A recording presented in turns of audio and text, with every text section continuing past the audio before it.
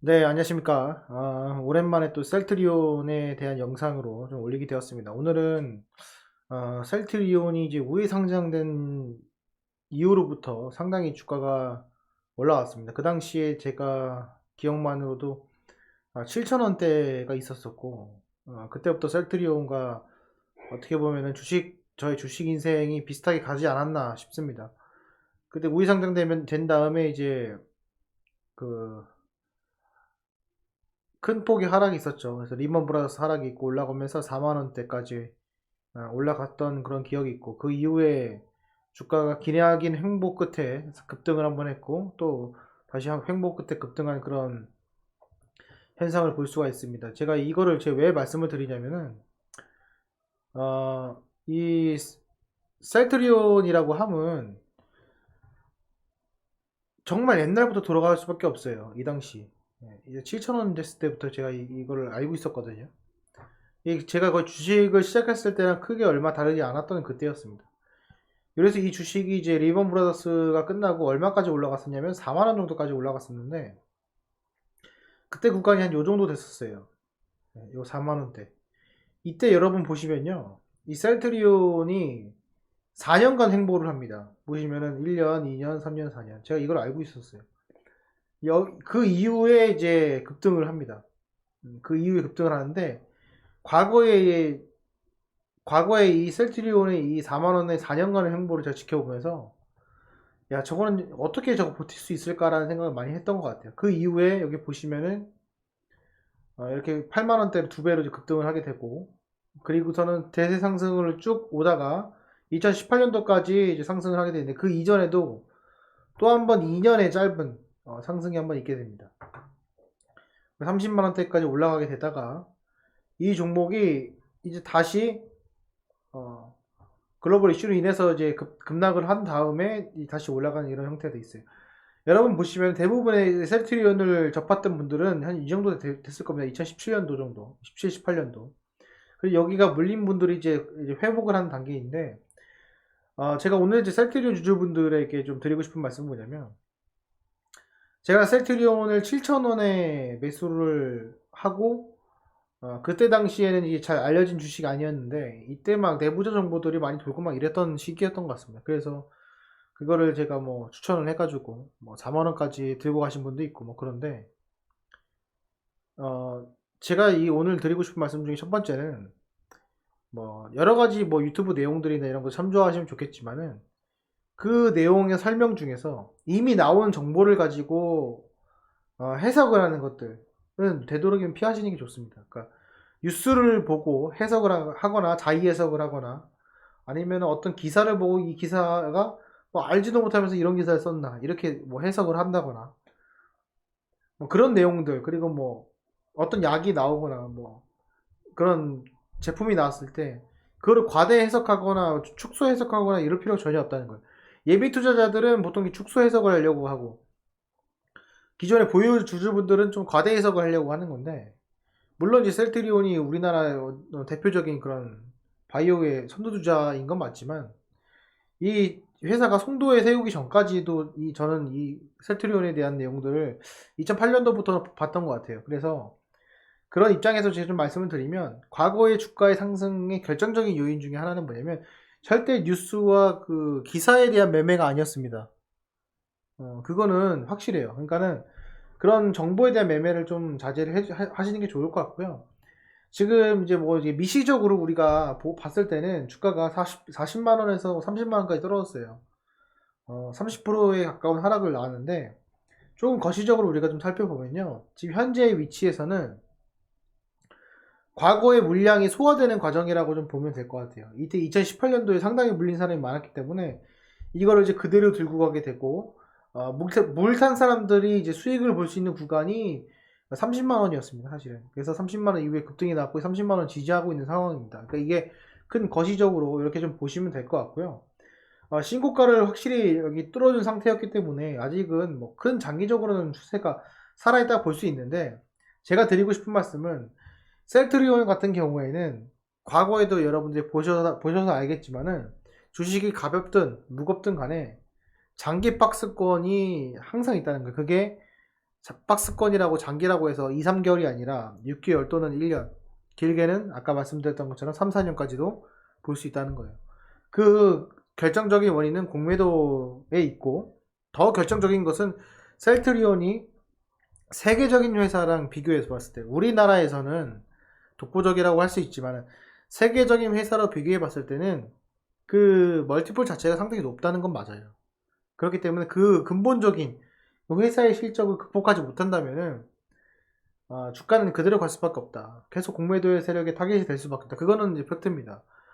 그러면 내가 이제 현재 입장에서 어떻게 하느냐가 가장 중요한 위치라고 볼 수가 있어요. 그런데 그런 것도 이제 보지 않고 단순히 뭐 퍼다 마라, 싸다, 사다. 그러다가 여러분 4년 걸립니다. 제가 예전에도 이런 주식에 대한 내용들을 설명했을 때도 2000은 그때 이때였어요. 이때가 지금 여러분 보시면은 월봉이라 그렇지. 이거 한번 주봉이나 일봉으로 한번 봐보세요. 이거 죽습니다, 죽어. 이 장기 박스권이라는 게 얼마나 무서운 건지가 이게 죽는다고요. 현재 위치 여기 와 있어요. 지금 다시 보시면은 여러분 계산을 한번 해보시면 추세는 살아 있어요. 추세는 살아있는 건 맞아요. 여기 보시면 기본적인 이 선을 그어보더라도 지금 현재의 위치가 추세가 살아있는 선은 맞습니다. 맞고 이런 추세선을 그어봐도 추세선은 살아있다는 걸 증명하는 구간은 맞아요. 이 선 자체가. 왜냐면 이 조금의 이런 간격들은 안 맞을 수 있습니다. 그건 안 맞을 수가 있는데 그런 것들은 자 이게 지금 로그로 돼 있어서 그런데 이 선을 그어보면은 대략적으로는 맞습니다. 이 월봉상은 특히 로그 값이 필요가 없어요. 주봉이나 이런 상은. 이게 지금 확장형으로 지금 이런 식으로 가고 있기 때문에 바닥이 이 구간인 거 맞아요. 이게 첫 번째 중에 하나고 두 번째는 셀트리온 자체가 이 적자 회사가 아니기 때문에 지지되는 구간이 분명히 존재한단 말이에요. 그 지지되는 구간의 첫 번째가 240선 27만 8천원 정도, 두 번째가 이제 25만원. 사실은 여기까지 내려올 확률은 극히 드물다고 좀 판단이 되고 그렇습니다. 그래서 이것들을 이제 일봉상으로 했을 때는 이제 로고 값을 보면은 이 추세 자체는 어느 정도는 지금 맞아가고 있어요. 그렇죠? 그러니까 요게 여기서 보게 되면은 거리가 좀 길기 때문에 추세를 보실 때는 이렇게 보시는 게 맞습니다. 네. 여기가 이탈이 됐고 주가가 빠져가지고 이게 이제 정상적인 추세고, 이 추세는 이제 대각 추세, 제가 영상에서 말씀드렸듯이 대각 추세이기 때문에 여기가 이제 눌릴 수 있다라는 것을 전제 조건 하에 지금 보시면 상승됐을 때 거래량이 없기 때문에 이게 쌍바닥처럼 적용될 가능성이 크고, 그리고 한 매수 킥포인트라고 함은 제가 생각할 때는 한 28만 5천원 정도 그렇게 한번 체킹을 해보도록 하겠습니다. 제가 27만원이라고 체킹을 하는데 여기서 28만 5천원 이 정도로 체킹을 해놓고 저 지켜보도록 해보겠습니다. 지금 체킹 제가 두 개를 했습니다. 이렇게 해놓고. 근데 문제는 뭐냐면은 다른 종목 같은 경우에 이게 반등이 심한데 이 다음에 이제 5월달에 이제 공매도가 있단 말이죠. 이 공매도를 이제 어떻게 해결을 하냐가 좀 중요한 내용인 것 같습니다. 그래서 장기 박스권으로도 돌입을 할 것인지 안 할 것인지 우리가 판단을 잘해야 되는 거예요. 그러니까 셀트리온 같은 경우에는 내가 좀 장기를 가져간다고 하면 마음을 단단히 먹어야 되는 거예요. 마음을 단단히 먹어야 되고, 지금 거래량을 좀 지켜봤을 때는 이 전고점 있죠. 2018년도 이때 대비 사실은 이때 거래량이 실려야 정상이에요. 왜? 자 보십시오. 제가 네이버 보여드릴게요. 네이버는 이 직전의 고점을 뚫을 때랑 지금이랑 어마어마한 거래량 차이가 나죠. 이게 정상적인 거예요. 이때 뚫을 때보다 지금 어마어마한 거래량이 나오죠. 그렇죠? 현대차 볼까요? 현대차 자 월봉을 보여드릴게요. 차화정 시대에서의 어마어마한 거래량과 이때의 거래량과 지금은 비교할 바가 못 됩니다. 이게 정상적인 그 새로운 희망에 대한 패턴이에요. LG 디스플레이도 볼까요? 과거에 있는 이때의 거래량과 지금은 전혀 다른 거래량이 됐어요. 이게 정상적인 건데 지금 셀트리온은 정상적이진 않아요. 이 직전 고점을 뛰어넘을 어마어마한 거래량이 안 나온다는 거죠. 그 뜻은 이 현대 이 패턴을 추세로 다음 밴드를 넘어가기 위해 거래량을 소화하기 위해서 장기 박스권이 될 가능성이 있다. 네, 박스권이라 함은 지금 이 현재 30만원에서 39만원을 넘어서 40만원, 50만원을 가기 위해서는 다른 종목들이 급등하기 위해서는 어마어마한 거래량이 필요합니다. 그거에 대한 모멘텀은 무엇일까? 정말 신약에 대한 내용일까? 실적으로 보여줘야 된다고 생각을 합니다. 이 모든 고점을 뚫는 종목들이 어마어마한 4차 산업의 모멘텀이 있거나 그러지 않거나 실적이 있거나 둘 중 하나인데 셀트리온은 항상 그 모멘텀으로 위주로 올라갔습니다. 근데 이제는 실적을 보여줘야 할 때라고 생각이 들고요. 지금 현재 위치에서는 제가 말씀드린 가격이 뭐 적합한 위치라고 생각이 들고 제가 만약 그 가격에 오면은 매수를 한번 고려해 볼 만한 그런 위치입니다. 그렇게 저는 판단이 들고 주가가 12월부터 떨어진 데는 떨어지는 이유가 있다는 생각이 듭니다. 그렇고 제가 말씀드렸다시피 이거 컵형 실패 이런 것들은 제가 매수하지 말라고도 말씀드렸지만 매수하신 분은 거기에 대한 그 본인의 계좌가 책임을 지시는 거고 어쨌건 이렇게 참조를 하시면 될 것 같습니다. 그러니까 뭐 여러 유튜버 분들도 많고 여러 뭐 해석하시는 분도 다르고 다른 건 다 인정하겠는데 기사를 보고서는 자해석하는 거 아까 말씀드렸던 거 이미 과거의 내용을 가지고 보는 것은 사실 의미가 크게 없습니다.